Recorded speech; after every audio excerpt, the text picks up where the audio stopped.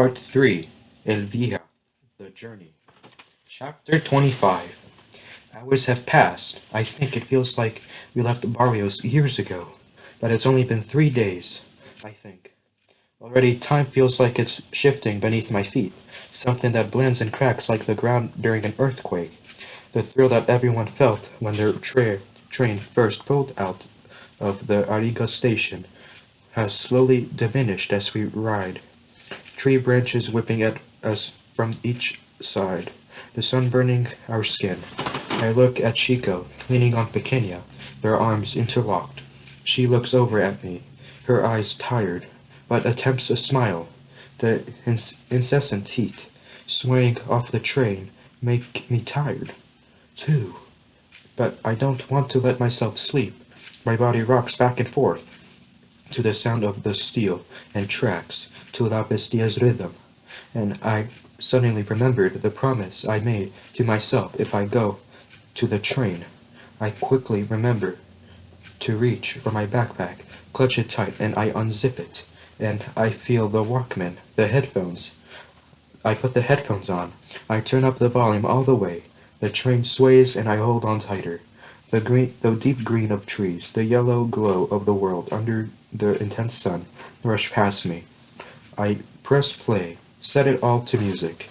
The sound of the harsh click rings in my ears. A door slamming shut, and a creaky mattress as someone sits down. Then my father's voice. Okay, so listen. This next song right here, Consuelo. I've loved it forever, right? But now, when I hear it, I think of you and I, see us dancing. But like I see us dancing in my mom's backyard with a lot of people around us at our wedding. And I can't believe I just said that. You got me thinking corny shit. You know that. Haha. I can see you smiling. I can see exactly how you're smiling right now. You'd marry me though, right? That's the future I see, because I love you so much. Ah, I feel so corny saying this shit. You're laughing right now. Anyway, that backyard wedding my mom will invite the whole family and the band. The guys will be playing this song right here. And you and I, we're gonna be dancing, Consuelo.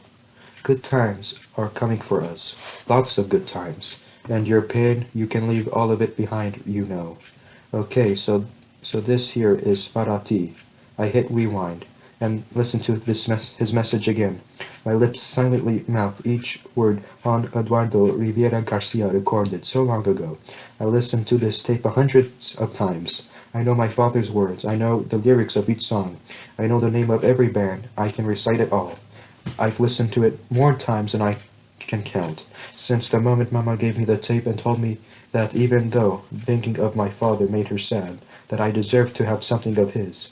But she worried the tape would make me sad too. I always want to protect you, Pulga, she explained, but I do want you to know him, even if it's just in this small way.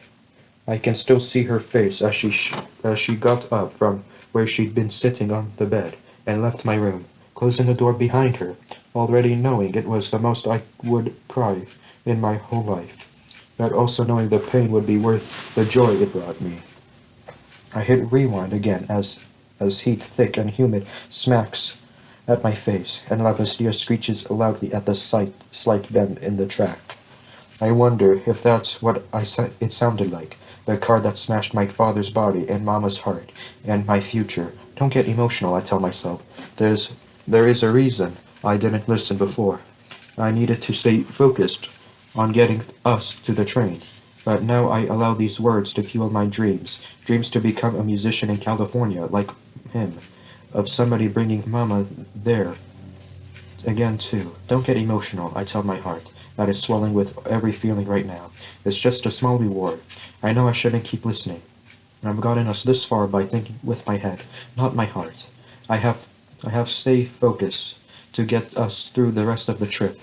But I let my father's words fill my ears once more, and even though I know where they are for Mama, that there are no way my father knew about me or what the future held, I feel like his words have always been meant for me, too. I see us dancing. I see us jumping around to the bass of these songs. You all cool and young, your tattooed arms reaching for me in a living room that would have existed. If only you have known not to go out that night. If only you had lived long enough to know Mama was pregnant. Haha, I can see you smiling. I can see him smiling too. I've even studied that picture of him and Mama. I've memorized his smile. I tried to match my smile to his. Sometimes I think I do. Mama gets this look, and she gets lost for a moment, before her eyes erases and she looks away. That's the future I see. What future did he see really? A lifetime of Mama and him cruising in his car along the Pacific Ocean? The sun glinting off the water? Did he see me? Even then, sitting in the back. Did he see me, the son he would have someday? Did he know what I would miss him? A father I never got the chance to meet. The one who could have saved Mama from all of this, if he hadn't died.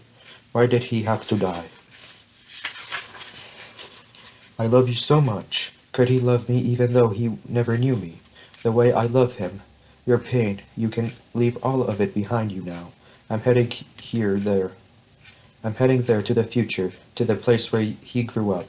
But there's no different pain, because it is not leaving just pain behind. I'm leaving behind everything I loved too. I let the rest of the tape play. My father sounds like a gringo, like the tourists and missionaries who sometimes come to barrios. His mouth stumbles over Spanish words, like his tongue doesn't want to cooperate when he says them. The first time I heard it, I ran into Mama's room and asked her. She never told me that. She laughed and said it never occurred to her. Your father was Mexican, but he was born and raised in California, she said, so he understood Spanish but hardly spoke it. It was cute to me, his accent. I used to tease him about it. Tal vez no te recuerdos. But this song, esta canción hasta on el radio, cuando te vi la primera vez, he laughs. Maybe it wasn't a big moment for you, he mumbles in English, pero era un momento another laugh, muy bonita para mí. Esa es una de mis favoritas, and tú eres mi favorita. He laughs again. Shit, girl, I can't believe you got me making mixtapes.